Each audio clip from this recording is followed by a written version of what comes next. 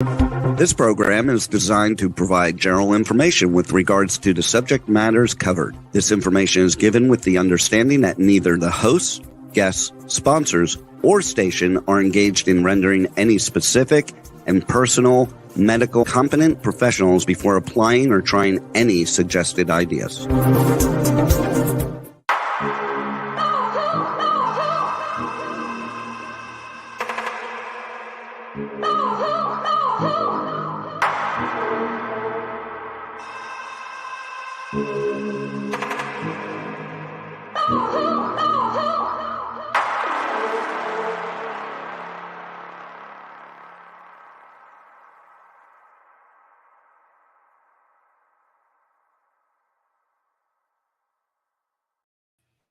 Good morning, truth seekers and true crime junkies. Welcome back for another episode of Hit the Road, Jack, Finding the Zodiac.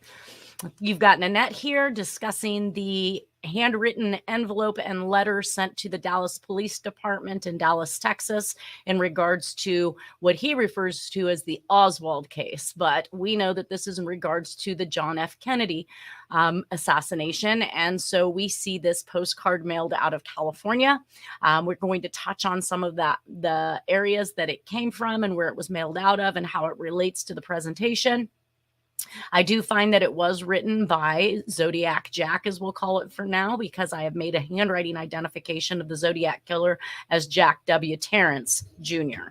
We're going to go ahead and move on into our next slide, which discusses a little bit about the letter itself that we touched on last week, which of course states Oswald case, check either Howard or Spencer, perhaps Howard Spencer, link Ruby with a back arrow to Ruby from Oswald. And in the midst of this, I have wondered if Howard was Howard Hunt, and obviously Ruby is with the mob, and Oswald has been said to be with the CIA. So again, we've got these nifty little entities or syndicates wrapping around yet another crime spree. As we get into the December 3rd, 1963 Oswald case letter, it's mailed from Lancaster, California to Dallas, Texas. The C's are consistent with the lipstick killer's handwriting, as we're going to see here in a few minutes. The R's are consistent with the Red Phantom, Jack Terrence, and the Cooper Caper. And then we have a 2 to 3 line address, which is basically what we saw in Black Dahlia, Riverside Phantom, and the Zodiac.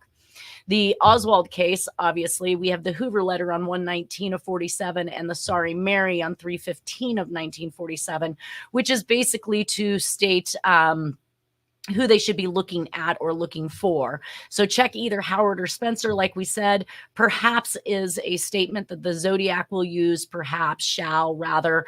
These type of statements are consistent.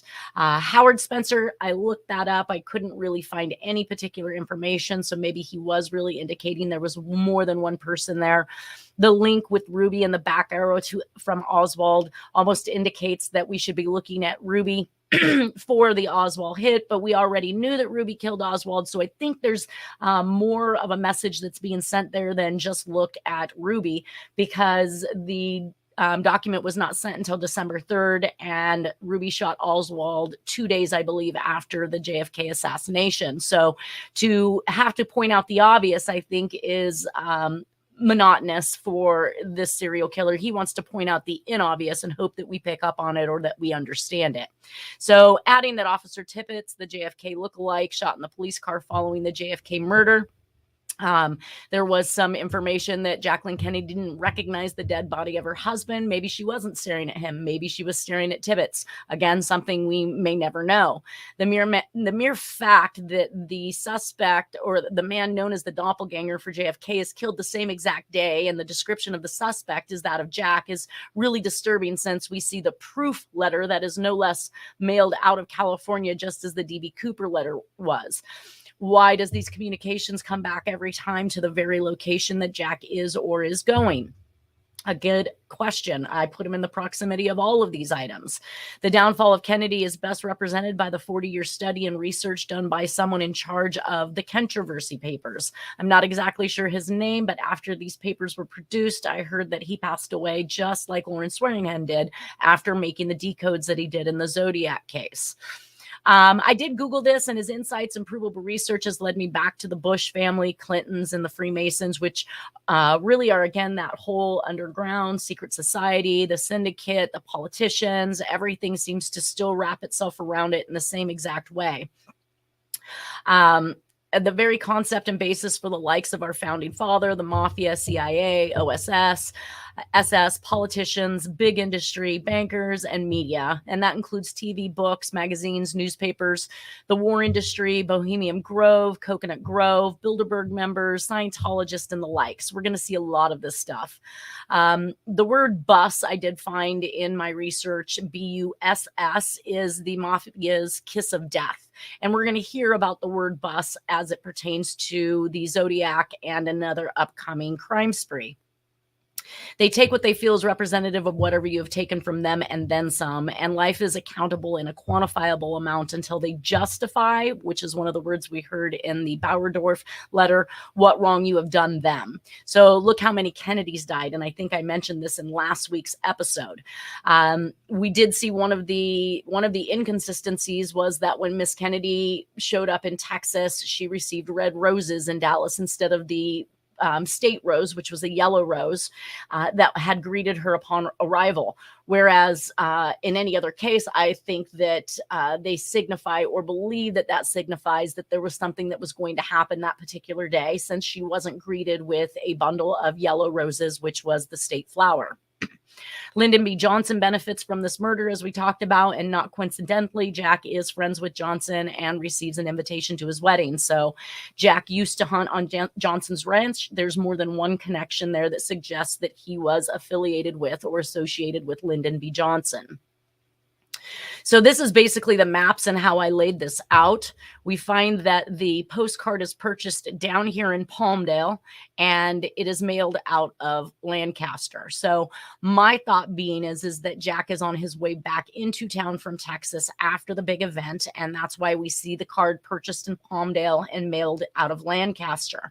When I was running this map quest, I also came across the fact that this particular freeway runs right along the Mojave area, which is where Paul Whipke went missing after he had checked into the White's Motel in Mojave.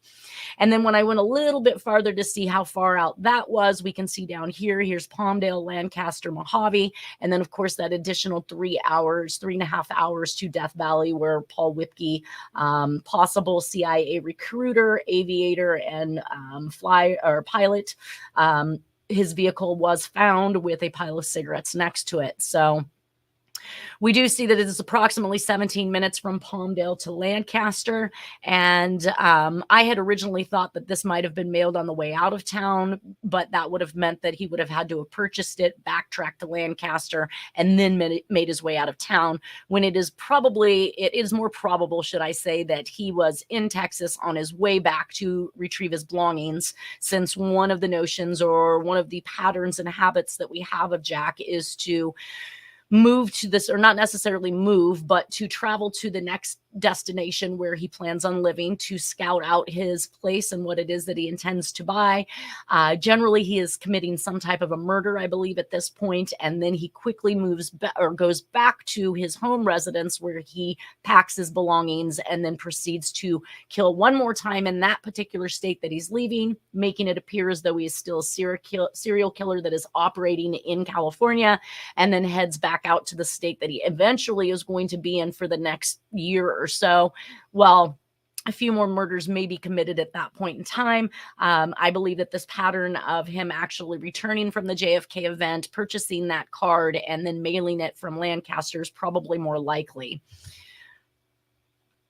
Also, I wanted to show that it wasn't too far off the beaten path from the I-5 if they were traveling from the Bay Area. I mapped out Mount Diablo up here, and down here to the point where it actually segues into this freeway into the Mojave and Lancaster and Palmdale is really only about 79 miles from Mojave to the actual I-5 itself. And it didn't really add a whole heck of a lot of time, considering there was still a nice amount of travel here down the I-5, so he could technically go either direction.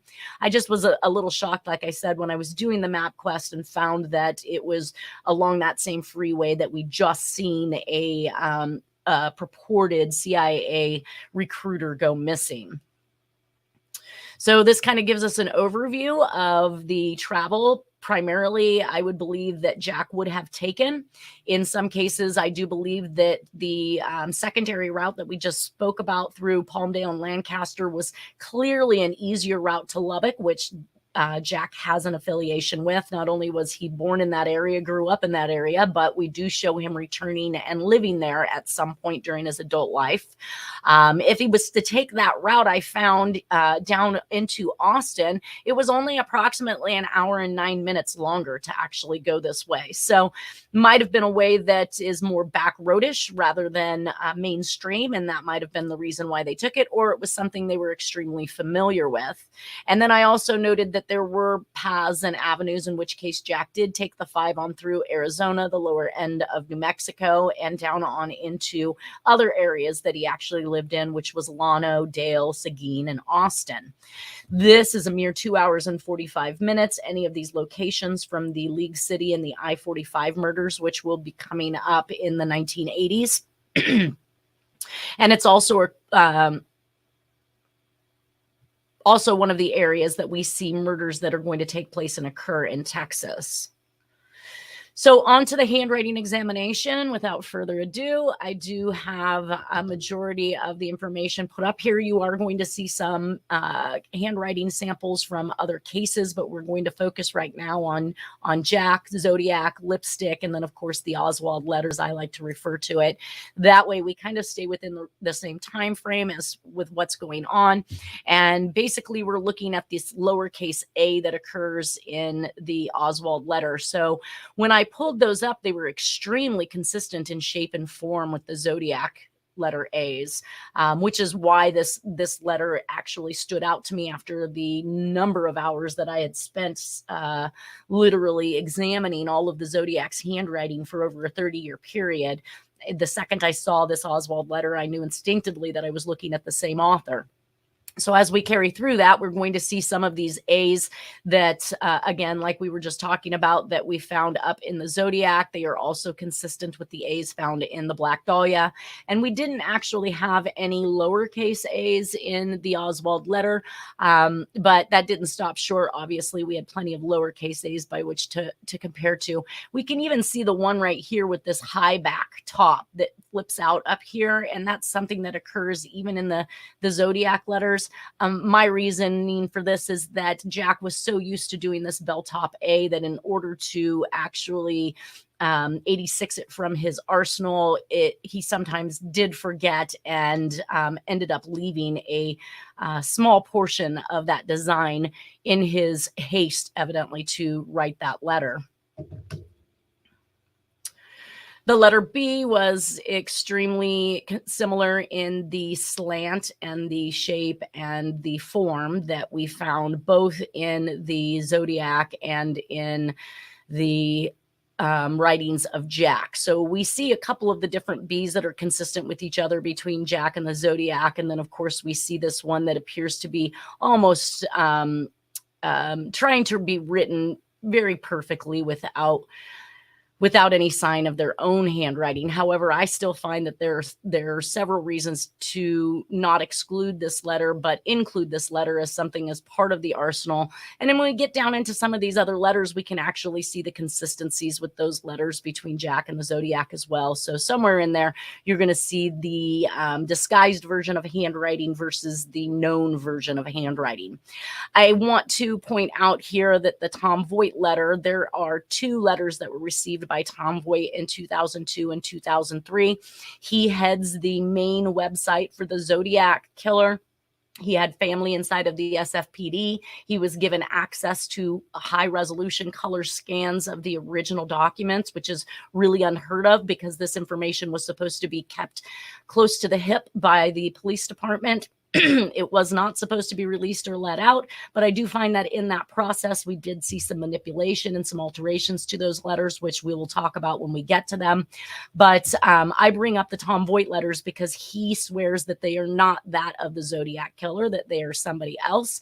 They were written out of Thailand and Singapore, sent via airmail, which we have already seen the words airmail used by the Zodiac in the Black Dahlia case. We will see further use of that in other communications. I most notably brought this particular letter up because as I was showing this letter to Dennis Kaufman, who did not believe that it was Jack's writing, Jack's biological son, Charles, had walked up behind me, looked over my shoulder, saw the particular document I was talking to Dennis about, though he did not hear that I was accusing Jack of being the author. He said, "Where did you get my dad's handwriting?" Which to me,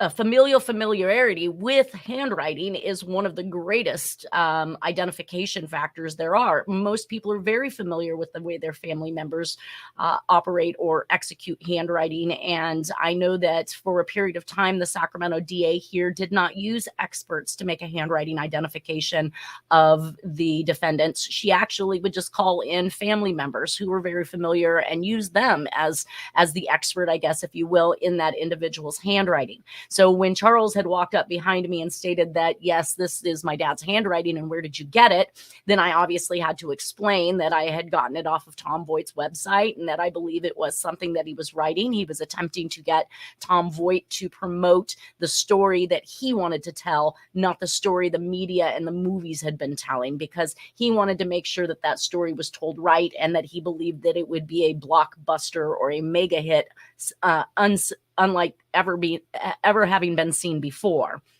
I don't put it past him whatsoever. I'm sure he had some great details. So on to the letter C. We did talk about in the Oswald case the consistency with those letter C's and what we saw coming out of the actual lipstick killer's communications, which these C's actually look like E's if they're presented by themselves. They don't really quite encompass the image of a C. This one in the Oswald case does, but I think everyone will agree this one is definitely more closer to that letter E than it is the letter C.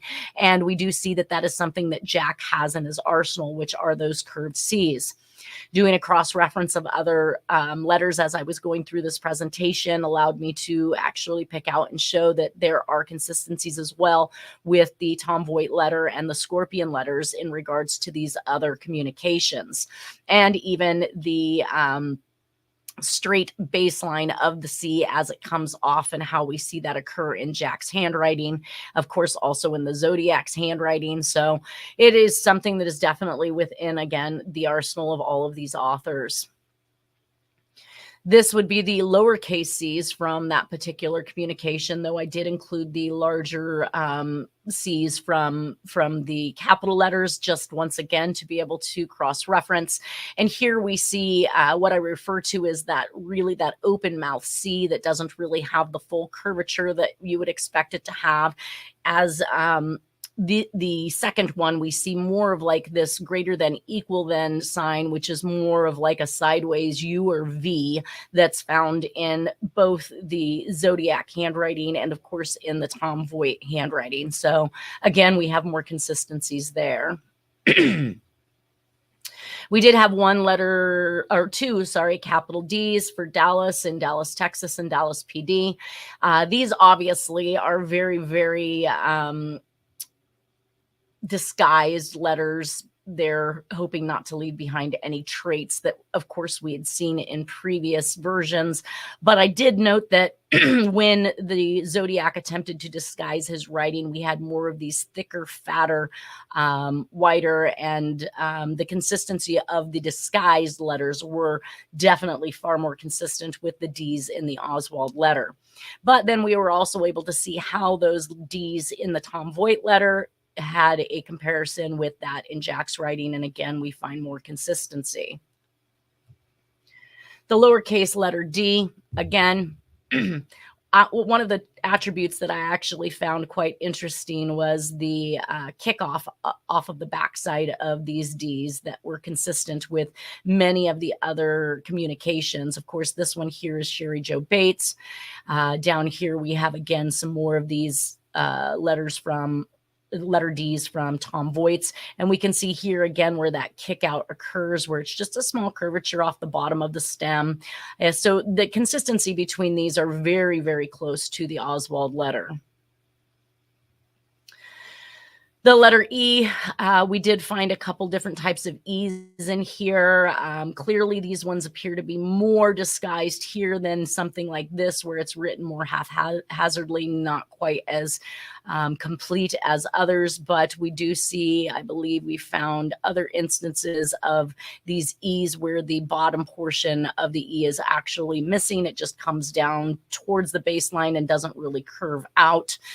Of course, again, what is purported to be more of disguised E's found in lipstick and the Zodiac writing is more consistent with these other E's that we find to the right here in the Oswald case.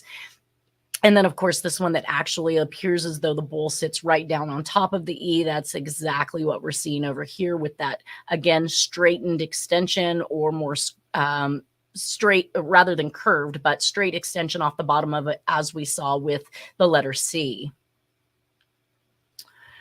In the letter H's, I did not find any inconsistencies that would concern me. Some of the consistencies or similarities was the right side of the letter H is taller than the left side, with a slant to the right. And again, that is consistent with the Oswald letter. In fact, even some of the relations or the size between the actual stems and where the crossbar lays on the actual H is definitely consistent with what we've seen inside of the Zodiac and Jack's handwriting, as well as the letters to Tom Voigt. These were a couple of the lowercase h's that we found in the Oswald letter. We see one looks a little frilly, probably not as natural as the other two. However, comparing the two that do appear more similar to one another, we do see that that type or style is found actually in the Zodiac writing, where the right side of the hump or the leg coming down off of the H is shorter than the left side. We again have that angle towards the right, and we have an angular hump rather than being rounded, and that could be found in several of the actual communications. Of course, Jack carries it up here. We see them more angular down here inside of the Zodiac writing. The lipstick, obviously, I mean, clearly those are very, very manipulated or disguised letter H's. One not really consistent from one to the next, which would indicate someone is manipulating their handwriting. And as you get down here into the H's, we see what I thought was more of a fancy formation, but it looks as though the H's inside the Tom Voigt letter are very consistent with the H's found in the Oswald case.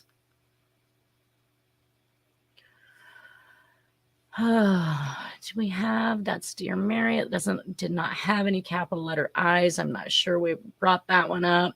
But here's our lowercase k's in the case of the Zodiac. And I did need to go back and actually locate some more k's for Jack. I kind of focused in on this particular style of the single stroke with the leg that kicks out as a round down here. So really the arm of the K should have occurred somewhere up here, more towards a midpoint, with the leg coming down off of the bottom. But we can see this very unique style of a single stroke K that was actually searched for very heavily from any of the suspects that they took handwriting samples from. I think that most could agree that this particular letter K is something that the killer attempted to avoid in the Zodiac case. However, we did find that this particular letter K was actually what they were in search of, which is that longer right arm that comes up more from the bottom rather than the middle, and then the short, tiny little leg that comes off of that arm in the K, obviously with a curvature as well. More consistent with the Tom Voigt letters actually is, again, that single construction letter K. We can see that that is made with one stroke. He draws down to the baseline, back up through the arm, and then redraws as he exits into the leg of the K. Extremely consistent. Now, keep in mind, in these letters here, he has taken responsibility for being the Zodiac killer. So no wonder they were looking for this letter K. They were two letters actually that I found, or three that they were looking for in the handwriting samples. One was the lowercase k, one was the letter A, that belltop A that we talked about, and the other one was the checkmark R, which we're going to be coming up to. So as the L in the Oswald case pertains to this, we all are very familiar, obviously, with the Zodiac letter L's, with this curvature that happens at the bottom crossbar, along with the actual slant of that particular letter. I found was indeed, in fact, consistent with Jack's handwriting, with the Zodiac's handwriting, and definitely also consistent with the handwriting found in the Tom Voigt letters, which I believe we had one of these where it had a small curvature. I don't see it here. I think here it is up here in this corner. I had the small curvature and then curved back up to the top. Although this one just seems to have the curvature right there where it really makes that corner point very, very pointy. Again, we see that up there in Jack's handwriting. I did pull out the lowercase L's just to make sure that we are, again, consistent. What we're seeing in these letter L's are similar to what we saw in the letter H, which is the first L tends to be shorter and even hang down a little lower than the right side being a little taller. We have some curvature in those particular lines, and they do lean to the right, which, again, is all consistent with what we see in Jack's handwriting, also in the Tom Voigt writing. And this is our lowercase n's. So basically we talked about the W shape that Jack used when he wrote a lowercase n. And that is because he actually executes a capital N, the size of a lowercase letter, in the middle of lowercase printing. It will appear as a capital letter. And that image, when he draws it, ends up looking quite like a W. And we see that occurring over and over again in Jack's writing up until we see the double hump M's used in cursive. So I do note that in the lipstick, we had double hump M's that were used as the disguise for the letter N. And in the Oswald case, we had only one lowercase n, and actually it appears much like the hastily written N's by the Zodiac, where it looks more like, to me, the image is almost like a bird, an upside down bird flying, but we get this almost W shape that comes out of it with that pointed top. Those are also consistent if we actually look at some of the regular written N's, letter N's by the suspect. We will find that, again, that same consistency with that pointed top hump we see down here in the Tom Voigt letters, or that appearance, once again, of that letter N, which is, to me, reminds me of an upside down bird. The letter O's, we had two letter O's in the Oswald case here. They seem rather chunky, uneven, not very round on the bottom side in some cases. That does lead me back to some of the letter O's that we saw where we had the points at the bottom, where it is more angular at the bottom rather than rounded, or maybe even flattened out in such a way. We'd see, I think we have some lowercase O's in the next slide. Let's see here. Yes. And those lowercase O's that I found in the lipstick writing with this teardrop shape, I thought was interesting. I was actually able to find only a couple that were pointed at the top, because most of Jack's lean to the right on their side, have a loop in the center, so they don't come to a beginning and an ending at the top. In the Oswald case, we can see that that is what's occurring here. I just thought it was more interesting to note that with these teardrop shapes found in the lipstick killer writings, we were absolutely able to find those type of O's all the way throughout the Tom Voigt letters. So there's a possibility or a plausibility that these letter O's are more natural and more consistent for Jack than these others that we see that are made kind of wonky or manipulated, if you will. The letter P in the Oswald case, we had two of those. Again, extremely consistent in size and shape, the way the bowl sits, the way the heavier end of it is more towards the top, as we see here with these. Of course, we do note the two-stroke that crosses over to the left of the stem with an opening up here at the top. It was, again, extremely consistent with what we see happening with Jack's writing. We have that break that occurs up here here in the top left-hand corner and the slight draw through to the left-hand side of the stem. And again, if we take a look at these P's up here in Jack's, we can take a look at the P's down here in the Tom Voigt letters and see again we have extremely similar consistencies in writing. The lowercase p, we had 3 of those in the Oswald case, and I found that they were really most consistent with the letter P's that we found in the Tom Voigt letter. We do see that very, very long stem in proportion to the actual bowl that tends to be rather small. When we look back and forth, we cross-connected things such as the double stroke stem here that allows for an openness and this angularity. Rather than it being curved at the bottom, we have a point at the bottom. That is consistent with what we see occur into the Zodiac. And then, of course, we actually see it occur once again over here in the Tom Voigt letters. So it's not merely the fact that the stem is double drawn, but that in combination, that stem is open and not nicely redrawn, and that the bottom portion of that P comes to a point. So again, similarities between those authors. The letter R, do we have? Yes, we have 1 letter R in the Oswald case, which I found eerily similar to the Red Phantom or the Riverside Phantom letter that was written to Count Marco. The 2-part construction with this, the way that this actual leg comes off of the R in the direction and how thin it is between the actual stem and the leg itself. We see that there's an attempt in many of these others that look like they've been manipulated to kick that leg out on purpose, as if to do something different than they normally or typically would do. These are some that are found in the Sherry Joe Bates. Again, with that Red Phantom, we have that R that swoops down, that very thin and narrow space between the stem and the actual leg, with the right side of the leg hanging down just a little bit longer. Being consistent as well with the lipstick killings, we see again that leg that drops down that is longer. So we keep coming back to consistencies within the author, as if to say that the disguise that is being used throughout these messages are consistent with one another. And our lowercase r, this is something that most of the articles that I read in regards to handwriting examination in this case was what they referred to as the checkmark R. We talked about it when we did the handwriting examination between Jack and the Zodiac, and that is this particular R here that actually looks more like a checkmark than it does a letter R. So again, if you set these aside by themselves, you would not have been able to tell that that was a letter R.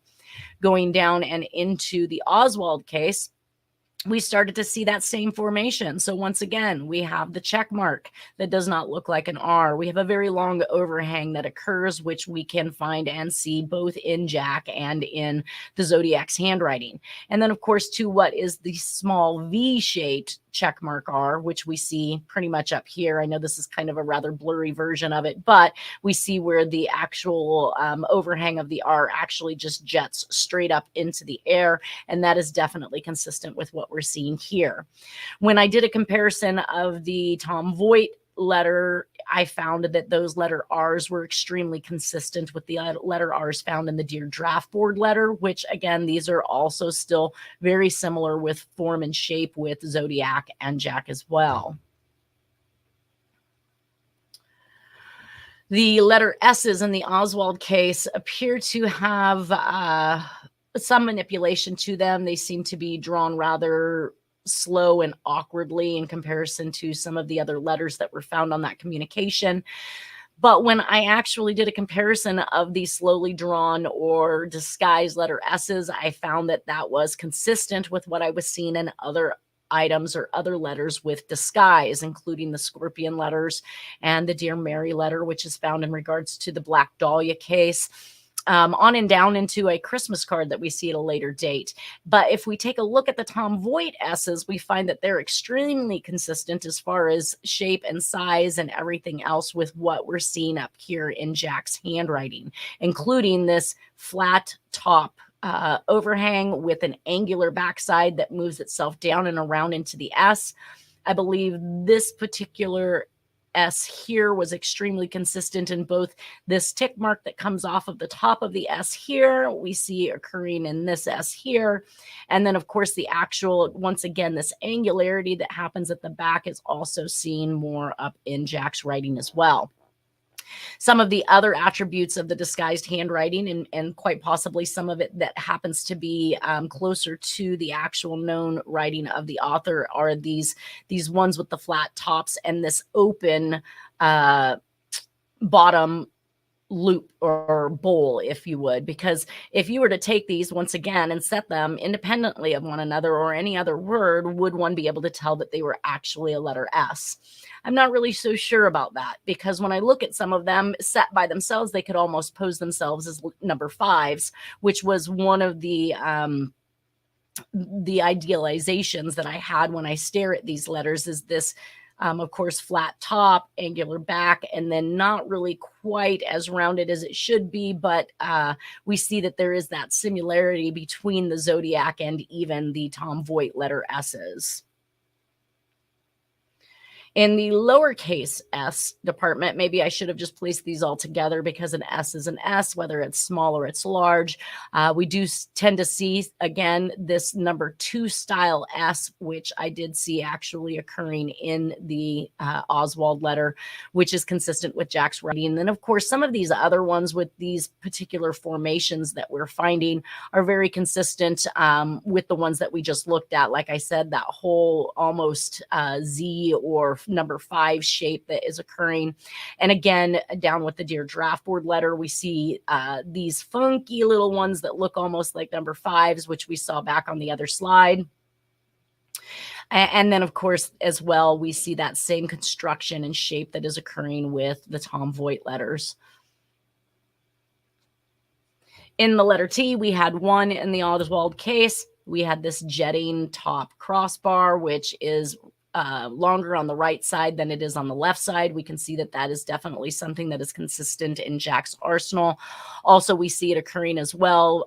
Very tall T's, big, bold T's that are occurring. The T's in the lipstick killings, obviously, you can see from one to the next, it looks like they are definitely manipulating their handwriting, but we still did find one nice big bold T with the jetting upward crossbar that is longer on the right side than on the left side. So again, more consistencies that are occurring. I did find that the disguise of the letter T's in the Dear Mary letter were most consistent with some of these bent stems and forms that we were seeing in the lipstick killing. And then as we go down once again into the Tom Voigt letters, we'll see that these are extremely consistent with Jack's writing, including the connection into the T up at the top, which occurs both in Zodiac and in Jack's handwriting. And of course, we look at this letter T, very, very consistent with the Oswald letter T as well. The lowercase t's in the Oswald case, we literally only had 1. And that particular letter T is very similar. I mean, obviously, in the way that it slants and the placement of the actual crossbar. We can see in the Sherry Joe Bates that crossbar could occur low. It also could occur high. We always had a really long stem to those T's, but there is definitely consistencies there. Nothing out of the ordinary. In fact, even down here in the Tom Voigt letter, we see the curvature that occurs at the bottom of the T, which we have noted consistently in Jack's handwriting and in the Zodiac's handwriting. The letter U. So we had 2 letter U's in the Oswald case, and I noted the actual shape of the letter U with, again, this lower left side with the higher right side of the stems. We see that occurring in almost all of the letters with Jack, where the left side tends to be a little bit shorter and the right side tends to be a little bit taller. We also see that this U kind of leans backwards, if you will, to the right, which is consistent with one of the letter U's that we had in Jack's handwriting.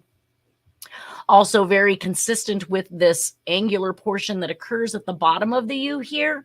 That is definitely consistent with what we were seeing inside of Jack's writing and in the Zodiac's handwriting, as well as when you get down here into the Tom Voigt writing. I find that this letter U right here is extremely consistent with Jack's U's from the 1945s.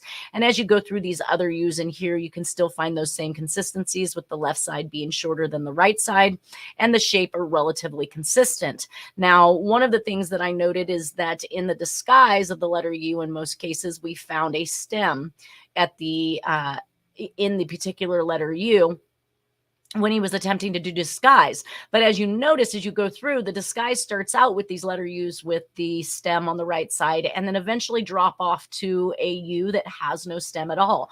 I tend to believe that that means that this individual, yes, has this particular style in their arsenal, but probably primarily writes with this particular style. And when these particular letters are actually cross-connected with some of the stuff that we see inside of the Zodiac, again, we see the use of a stem, no stem, stem, no stem, no stem, and then a slew of no stems with a few more with stems. So somewhere back and forth in between, but cross-connecting the fact that, yes, Jack can use a U with a stem. He primarily, however, does not. So it does not surprise or shock me that there was an attempt to use a stem, because he believed that was different than how he actually wrote, even though we can see that there's clear signs of stems being used in Jack's letter U's. Also, the big letter U's that are found in the Tom Voigt letter are these wide horseshoe style U's, which I found definitely being used inside of, this is the French murder, where lipstick was used to write on the back of the victim, and those wide horseshoe shaped U's once again in Jack's handwriting. The letter W, of course, I see one that is angular, has one angular down hump, and then the other three are actually extremely, if not identical, to the consistency of Jack's W's and the W's from the Zodiac, as well as the letter written to Tom Voigt. So we can look down here at these W's and see those consistencies, the roundedness, the way the actual flow of the hump at the bottom flows downward to the left. It actually elevates off the baseline, so the right downward hump is elevated a little higher than the left one. We do see some of the other consistencies in the use of the actual first down hump being a angular notion, which we can see up here in Jack's, where the first one's angular and then it tends to round out on the second one. So again, nothing but consistency. I'm not seeing any differences once again. The letter X, again, we have not much to work with this particular letter since it is two strokes. However, we can see that there are consistencies even then. This particular letter X was taken from down here within the Tom Voigt writings and placed up here underneath the actual Oswald. And that's because we see that the small curvature of the left stroke is consistent with the small curvature of this, with the right stroke being an actual elongated or much longer, extending downward to the left in that letter X. So again, nothing but consistencies between these authors. We also see that Jack does have the tendency to draw the right stem longer than the left stem, and that is consistent with several of the letter X's that he executes.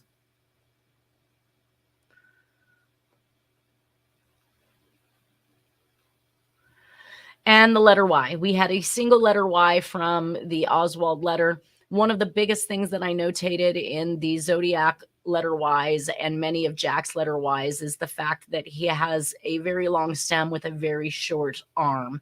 So the right side of the Y tends to be extremely long, whereas the left stroke or the arm of that Y tends to be rather small. And you can see that occurring in many of these actual letter Ys that are executed by Zodiac and by Jack. While the curvature in some of these happen to go the opposite direction, we can also see that he curves that same exact direction or flow of the particular one in the Oswald.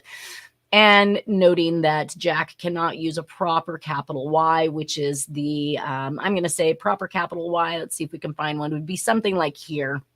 in the anthrax case, which is actually written in 2 strokes. We have the first stroke, which creates the upper portion, which is the letter V, and then the stem from the bottom. So the only time we actually see these is in disguised handwriting. Otherwise, what we see for capital Y's tends to be this lowercase version, only it's poised in a manner in which that makes it look like it is capitalized in relation to the other letters that it surrounds. But it is definitely the form, construction, and shape of a lowercase y.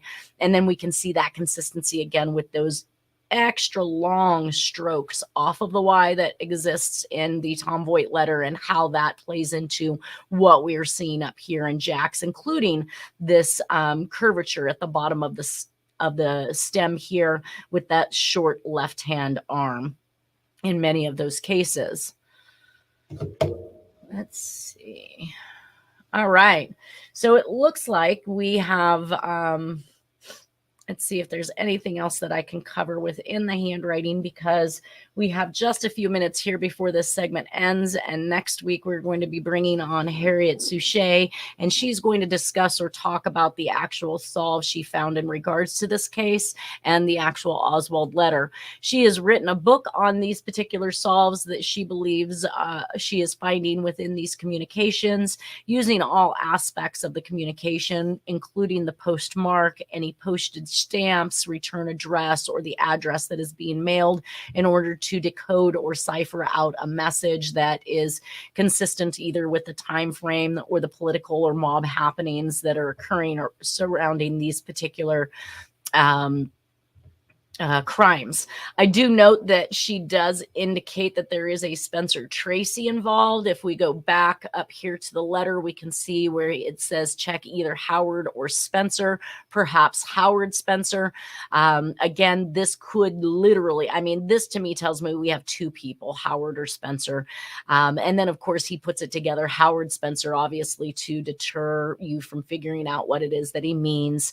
But I didn't understand who Spencer might be at the time. However, it does appear as though Harriet has made some sense of the word Spencer, and to mean Spencer Tracy, who had connections to the Kennedys as well. So I will have to get into that with her next week and see what she believes she's found in regards to it. And then I'm hoping actually to follow her presentation with the cipher solve, or the grill cipher solve in regards to this letter. The week following, I will have somebody who is very, very well researched and educated in politics and the happenstances of that time frame. Did we bounce off that presentation? Anyways, he's going to discuss more of the mob involvement and the political involvement and the media involvement with these particular cases, hopefully 2 weeks from now. Let's see what else we have here that we can buy some time with. Let me see if I can just pass what she's got going on. And that is still on hers. So basically, once we know that Jack has gone out of California, we see that the murders again have discontinued in the California area. And when we pick up after the decodes, the solves, and the discussion of that era, we will be entering back into one of the first unsolved missing murders in North Carolina on September 12th of 1964 with Alan and Terry Westerfield. Now, again, I'm not indicating that Jack is the murderer. I'm just stating that that these 2 individuals were also dropped off by their stepfather at a Broadway theater, just as the Grimes sisters were in 1956, and never found. So we will pick that up 2 weeks from now after we meet with Harriet Suchet and a good friend and attorney of mine, Nolan Del Campo. For now, everybody take care. Have a great weekend, and we will see you again next week. Thanks so much.